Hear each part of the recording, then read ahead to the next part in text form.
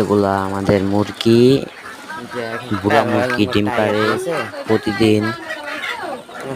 ডিমের চৌকা দিয়েছিলাম, তারা খাইতেছে।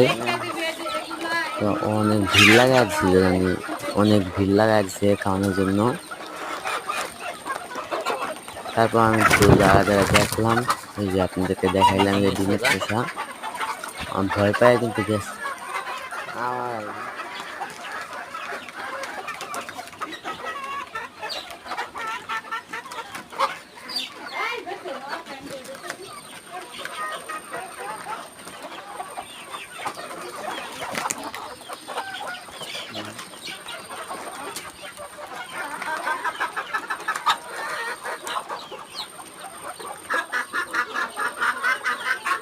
গেছে এটা নাকি